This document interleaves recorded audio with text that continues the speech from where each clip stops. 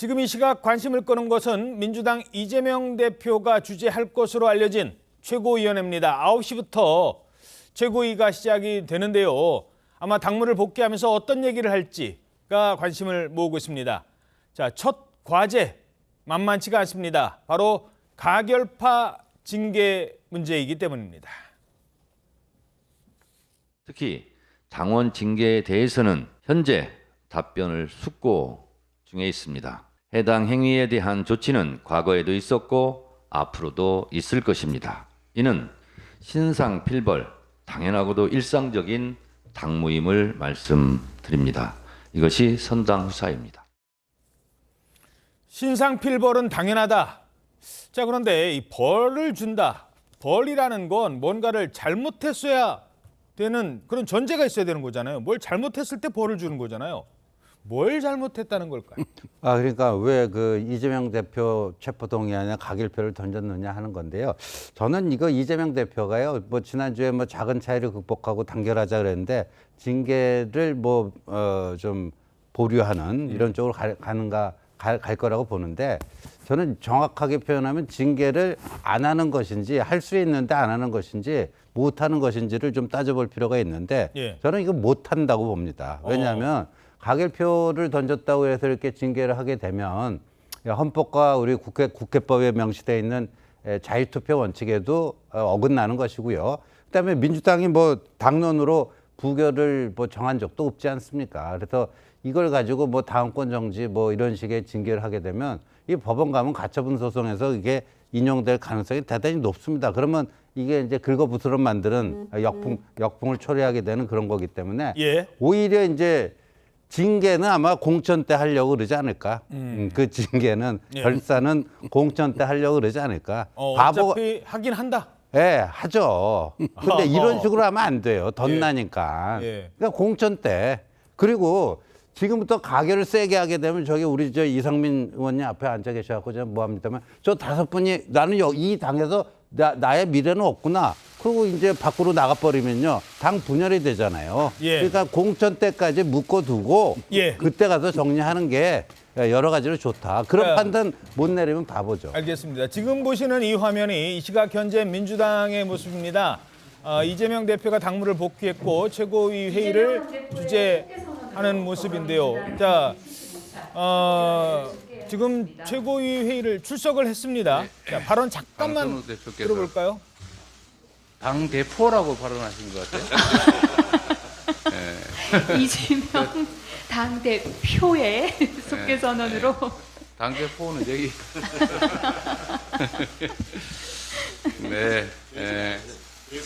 네, 알겠습니다.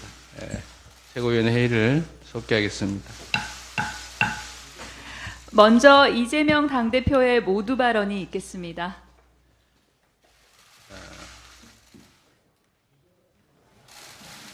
존경하는 국민 여러분,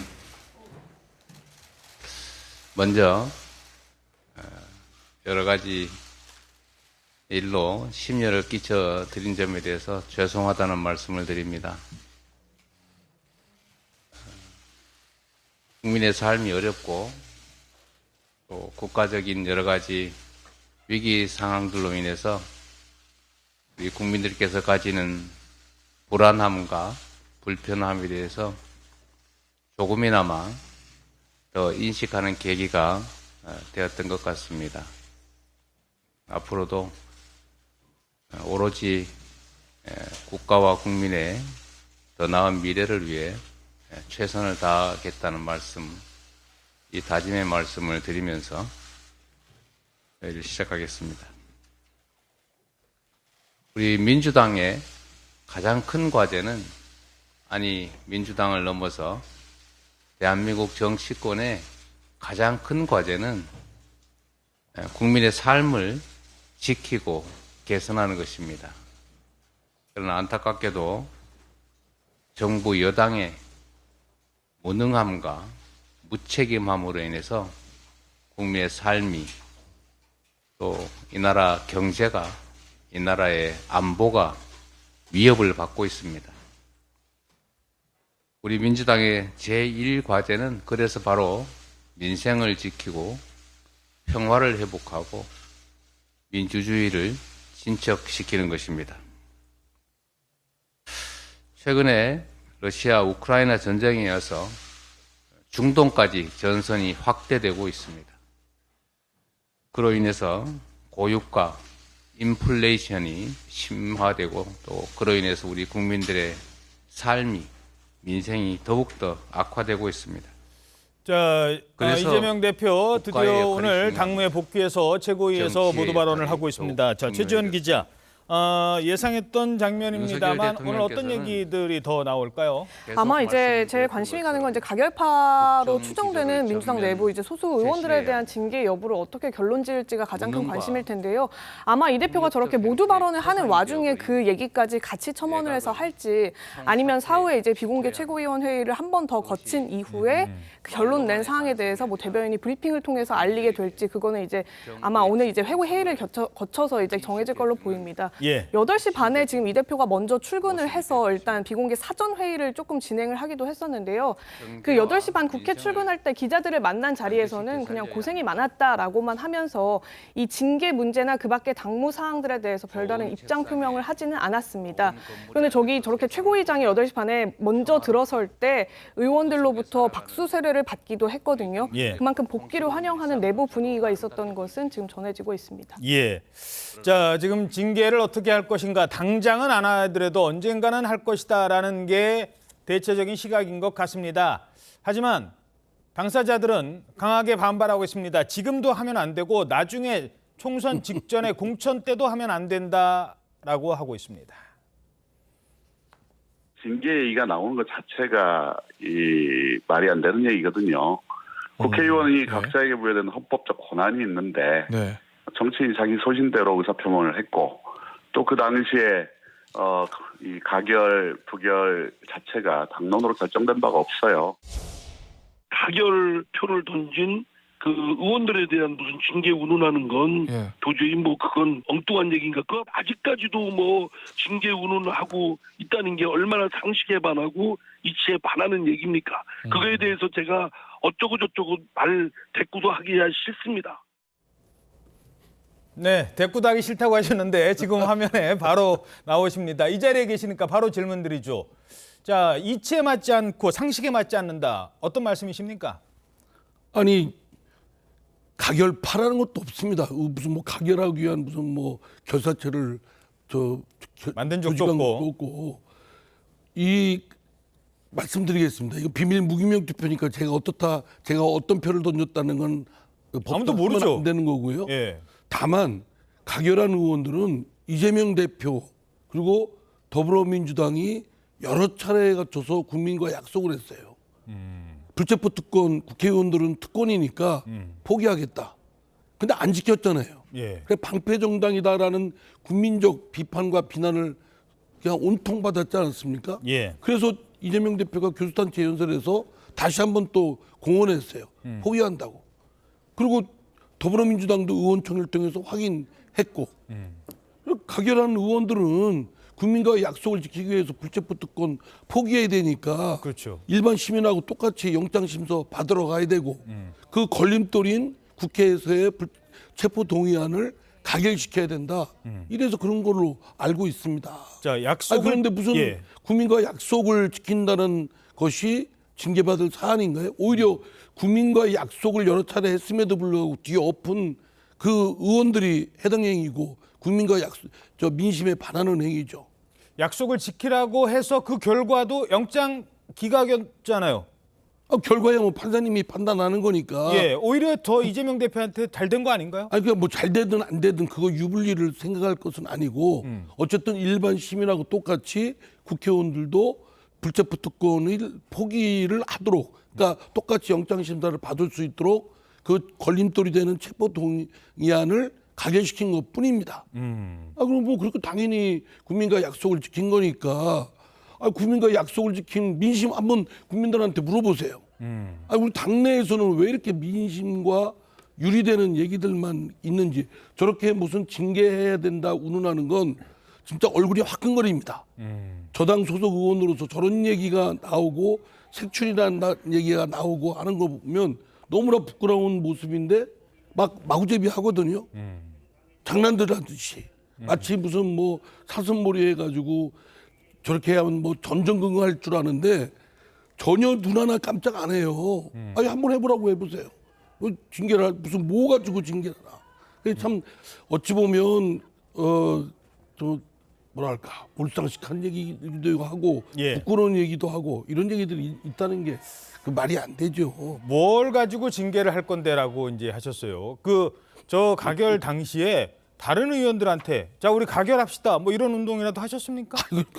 그걸 누가 내놓고 합니까? 그렇죠. 예, 제가 알아서 국민과 그리고 저는 방송에 나와서 불체포 특권 포기해야 된다.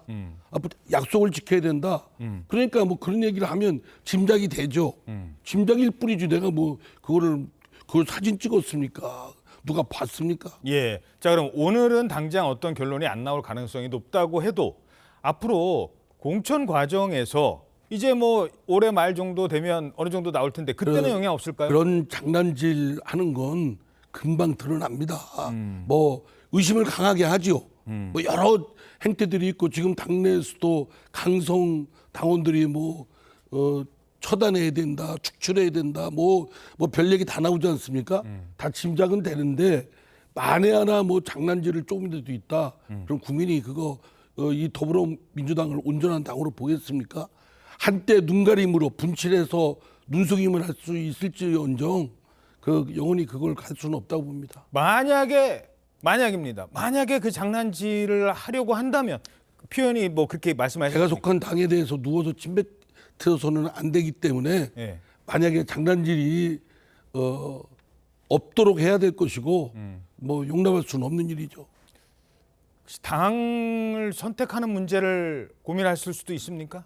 그 문제를 예, 그때 얘기하시면 얘기가 본질이 아닌 엉뚱한 쪽으로 갑니다. 무슨 뭐 탈당, 분당, 또 뭐 배신자 이런 얘기 나가니까 그 질문에는 제가 답은 안 하겠고요. 예. 지금 이 말씀의 본질은 징계에 운운하는 거에 대한 너무나 몰상식하고 아주 시대 낙후적이고 아주 뭐랄까 전체주의 이 당이 도대체 더불어민주당인가 싶은 강한 그런 회의감이 들 정도인데 알겠습니다. 그런 얘기가 나와서는 안 된다고 생각합니다. 앞에서 또 이렇게 말씀을 들으시니까 또 언론인 입장에서는 어떻습니까? 지금요. 우리가 여기서 계속 이재명 대표 당무 복귀 첫날 계속해서 자 가결파 징계하느냐 마느냐 이 문제만 집중적으로 관심을 보이고 있죠. 그래서 저는 오늘 그 이재명 대표 저 최고위원회의에서 그 얘기가 안 나오거나 예. 아니면 나오더라도 결론을 안 낼 걸로 봐요. 왜 그러냐면 이재명 대표가 오늘 최고위원 복귀하면서 무슨 얘기를 했을까요? 무슨 생각을 하고 나왔을까요? 제가 보기엔 예. 민생 얘기를 해야 되겠다. 지금 국민들이 민생에 가장 관심이 많으니까 이렇게 생각을 했을 거거든요. 그런데 만약에 여기서 가결파 징계 얘기를 조금이라도 한다면 민생 얘기를 했는지 우리 국민들이 전혀 모르는 상태로 기사가 나올 거예요. 예. 이재명 대표는 그렇죠. 잠깐만요. 네. 뭐 지금 그런 얘기를 했답니다. 왈가왈부하지 않기를 체포동의안 처리 과정 일로 더 이상은 왈가왈부 중에는 바로 정청래 의원의 빚을 받아야 된다라는 얘기도 포함이 될 것 같은데 자 당분간 얘기하지 말자. 예, 이게 뭐 왈가왈부라는 게 이미 대표가 저렇게 얘기를 하면 지금 최고위원 발언은 아직 진행 중이거든요. 근데 그 와중에 지금 저런 워딩을 한 건데 이제 대표선에서 이 문제는 이제 일단락 짓겠다라는 어떤 취지의 공표를 스스로 내린 것 같아요. 원래 내부적으로 여러 가지 방안이 있었습니다. 공표를 하되 윤리심판원에 일단 올리기는 해서 심판원에서 결정하는 문제를 취할지 아니면 대표선에서 저렇게 먼저 이제 이 문제는 여기서 끊고 가자라고 해서 아예 그냥 없던 일로 하고 끝내버릴지가 이제 관건이었는데 조금 전에도 이 대표 측에서는 이제 오늘 만약에 발언을 한다면 이례적인 일이 될 거다 이런 얘기를 하긴 했거든요. 예. 막판까지 이 문제에 대해서 오늘 발언할지 말지를 놓고 고민을 하다가 결국 저렇게 메시지를 낸 것 같고요. 예. 아마 이 대표가 이제 복귀를 했는데 향후에 계속 가결파 징계 문제 가지고 질문을 받는 거에 대한 그러니까 불필요한 요소들은 처음부터 이제 미지에 제거를 하자 이런 판단이 작동을 한 걸로 지금 보여집니다. 그렇군요. 자, 더 이상 이제 얘기하지 맙시다 했어요. 근데 저에겐 누구한테 한 얘기일까요? 대상자는 의원들입니다. 하지만 의원만 있습니까? 강성 지지층 당원들 있잖아요. 이분들 얘기할 건 어떻게 할 건데요? 아마 못 들은 척할 수도 있을 겁니다. 그런 비슷한 사례, 전에 이런 일이 있었습니다. 이분들 얘기입니다. 윤영찬 왔습니다. 여기 왜 왔어?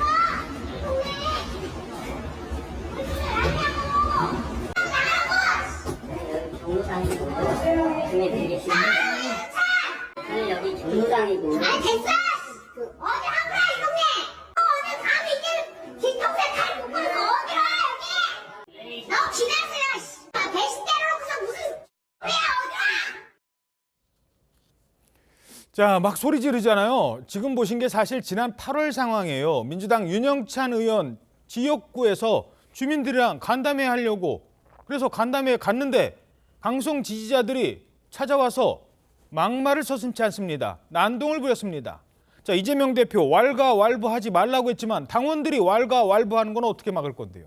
자, 이러자 윤영찬 의원도 이번만큼은 저도 못 참겠습니다 라고 한 것 같아요. 이 강성 당원에 대해서 징계해야 되는 거 아닙니까? 이 정도면 의원한테 저도 당원이에요. 이런 청원을 했다고요? 이게 이제 윤영찬 의원이 직접 본인 명의로 한 건 아니고요. 그 지역구인 성남중원구 민주당 소속이죠. 시도의원과 고문 또 당직자 등 일동이 낸 건데 이제 당원 A씨가 중원구 민주당원 대표를 참칭해서 지역 당심을 분열시켰고 또 윤영찬 의원을 허위로 모욕했다 이러면서 청원서를 제출한 겁니다. 이 A씨가 윤영찬 의원이 이재명 대표를 감옥에 보내려고 한다. 윤석열 대통령의 부역을 했다. 이런 내용의 현수막을 지역구에 걸었다고 하거든요. 어허. 지역구 소속 의원으로서는 참을 수 없는 일일 텐데 이 A씨는 윤 의원 측에 따르면 그 경쟁자로 지금 거론되고 있는 원외 인사죠. 친명계로도 불리는 현근택 민주연구원 부원장 지지당원이라고 알려지고도 있습니다. 아, 참. 신 의원님도 의원직을 해봤고 많은 뭐 지지자들도 있었고 반대하는 사람들도 있었지만 저런 경우가 있었습니까? 아, 굉장히 심한 정도죠. 그러니까 뭐 정치를 하다 보면 정치인의 숙명이 나를 좋아하는 사람도 있지만 미워하는 사람도 있고요. 그러니까 그런 그 감정이 그 다 현장에서 나타나게 마련인데 저런 식의 지금 행태는 그 자유민주주의 사회에서 허용될 수 있는 범위를 한참 넘어선 것이다. 저거는 반민주적 작태다. 뭐 이렇게 얘기를 안 할 수가 없는 거죠. 그다음에 비명계를 다루는 지금 방식이 거칠다 못해서 너무 좀 심한 뭐가 되는 거 아니냐. 그런데 뭐 보니까 뭐 김어준 씨가 차린 여론조사 회사에서 뭐 저기 뭐 여론조사 해갖고 뭐 현근택 그 변호사가 뭐 윤영찬 의원을 앞서고 있다. 뭐 이런 것도 그 어제 이제 그 오늘 신문에도 다 나오고 그랬지만 여론조사 응답률 뭐 한 10% 미만 되는 거 아예 발표하지 말아야 된다.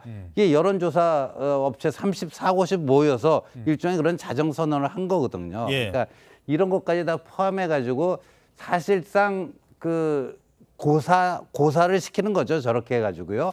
근데 이제 윤영찬 의원이 저는 거기에 대해서 그 저런 반발을 하는 것은 당연한 또 권리고 또 그렇게 안 하면요.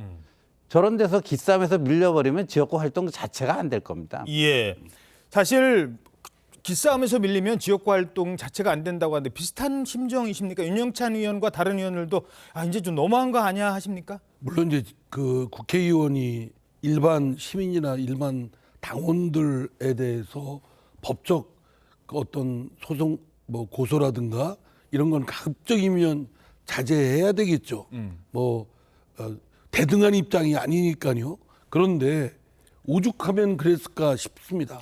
저도 이제 문자 폭탄이나 SNS에 제가 하는 SNS에 그러니까 온갖 욕설 그 어쩌면 제가 듣도 보도 못한 그런 아주 뭐 욕설 모욕적인 그런 것들을 막 배설하듯이 써놓고 가거든요. 예. 그런 거 할 때 저도 사람인데 마음에 상처 안 받겠습니까?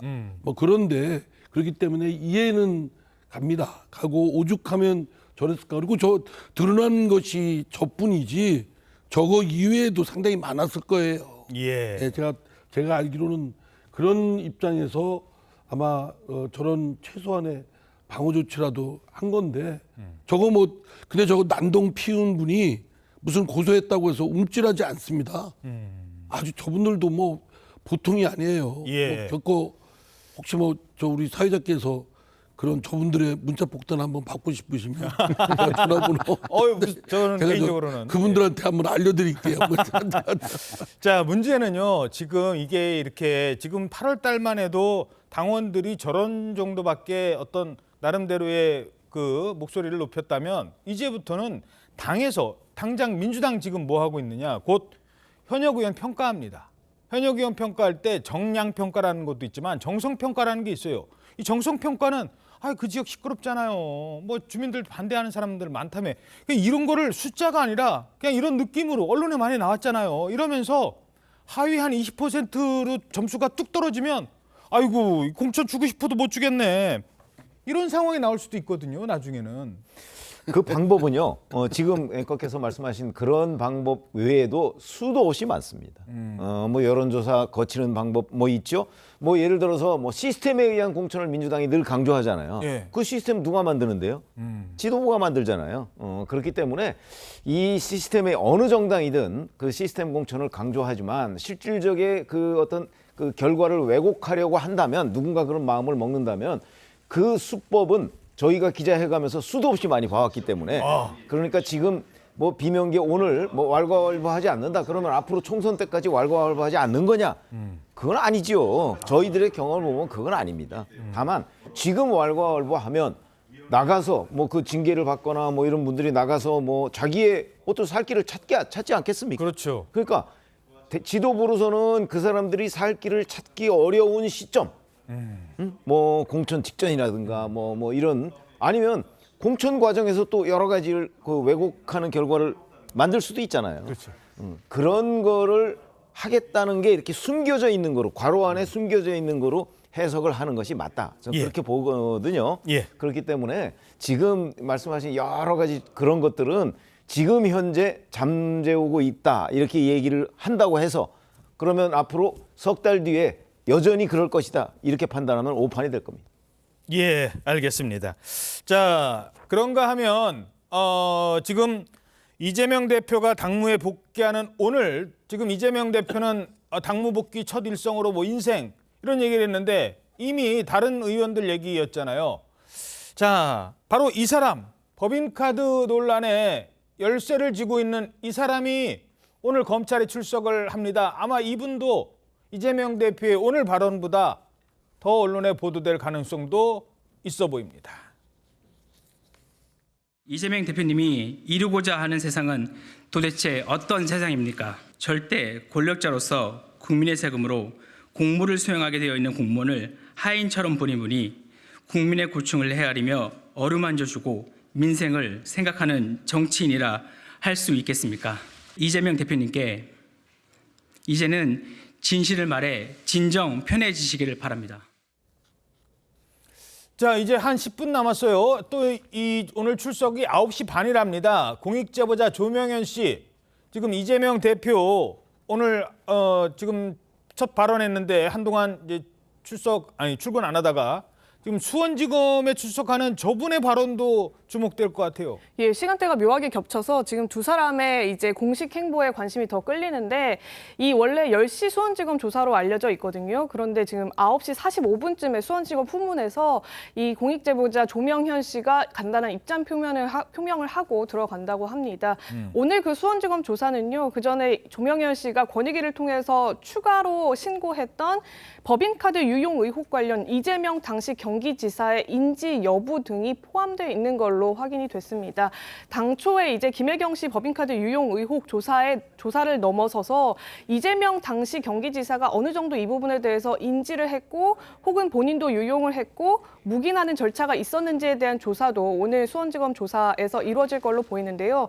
이 제보자 말에 따르면 원래 그 전부터 검찰로부터 이 법인카드 유용 의혹과 관련해서 참고인 신분으로 조사를 좀 받아달라는 요청이 수차례 있었다고 합니다. 그래요? 예, 그런데 이 조명현 씨는 본인은 공익제보를 한 당사자고 나는 신고자 신분으로서 조사를 받고 싶다 이렇게 검찰에 요청을 하여서 참고인 신분 대신 오늘 그 공익제보를 한 신고자의 신분으로 이 의혹에 대해서 직접적인 조사를 받게 된다고 합니다. 예. 자, 신조 의원님. 네. 지금 뭐 이분 출석도 출석이지만 거기까지 같이 질문드리죠. 이제 재판에 넘어가면 이번 재판은 아주 많은 법률 전문가들이 간단한 사건이다. 근데 이게 지금 시간을 끌 수도 있는 상황이 돼 가고 있잖아요. 네, 근데 그렇게 돼서는 안 되죠. 그러니까 이게 오늘 이제 이 조명현 씨의 수원지검 출두는요, 이 사건의 성격이 바뀌는 겁니다. 김혜경 사건에서 이재명 사건으로 바뀌는 겁니다. 이게 어허. 작년 2월 대선을 한 달 앞두고 저 공익 신고자 조명현 씨의 그 양심 선언이 있지 않았습니까? 그러고 나서 경기도에서 자체 감찰을 했고요. 그 감찰 결과에 입각해갖고 경기 남부 경찰청에 수사 의뢰를 했습니다. 근데 그 경기 남부 경찰청이 작년 8월에 수사 결과를 발표하면서요. 김혜경 씨와 그 밑에서 일했던 그 5급 배모 씨만 송치를 하고요. 검찰에 송치를 하고 이재명 그 대표에 대해서는 구체적인 연관성이 발견되지 않았다 해서 불송치 결정을 내린 거예요. 예. 그러니까 이재명 혐의 없다. 뭐 이렇게 경찰은 그렇게 한 거죠. 예. 그리고 이제 그 사건을 건네받은 검찰이 일단 그 이제 김혜경 씨와 배모 씨의 그거 중에서 민주당 대선 후보 경선 당시에 김혜경 씨가 국회의원 부인 세 사람에게 광화문 중식당에서 점심 대접하면서 경기도 법카로 결제한 분, 그 부분만 떼가지고 이렇게 한 건데, 근데 이제 이분은 조명현 씨는 경찰에 나가서 다 얘기했는데 경찰이 자기 얘기를 묵살을 했다 이렇게 얘기한 거예요. 예. 그래서 어허. 올 8월 20일에 국민권익위에 이 사건의 몸통은 김혜경 씨가 아니라 이재명이다. 새로 공익 그 신고, 부패 신고를 한 거고 예. 2달 동안 국민권익위가 조사를 한 거죠. 조사 결과 이게 맞다 해서 대검에 이첩을 하고 수사 의뢰를 해서 지금 수원지검에 배당이 된 건데, 그러니까 경찰의 판단과 국민권익위의 판단이 다른 겁니다. 예. 경찰은 구체적인 연관관계가 없다 해서 불송치 결정을 이재명 대표에 대해서 내렸는데 국민권익위는 아니란 말이에요. 그래서 이 사건이 오늘부로 김혜경 사건에서 이재명 사건이 된 거다. 저는 그렇게 봅니다. 예. 자, 그런데 이 조명현 씨 입장에서 생각해 보면, 자, 처음에 경찰이 얘기를 이제 제보를 했어요. 근데 경찰이 뭐 별거 아니네 하니까 이분은 그럼 나는 뭘 얻은 거지? 뭘 얻으려고 한 건 아닙니다만, 자, 그래서 권익위 갔어요. 경찰 가고 권익위 가고.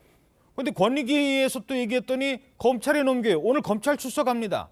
그럼 재판이라도 빨리 가야 되잖아요. 재판은 아마 이 사건이 만약에 합의부로 배당이 되면 본인 제보 하나 한 걸 가지고 재판정에 또 몇 번을 가야 될지도 모르는 상황이 되는 거잖아요.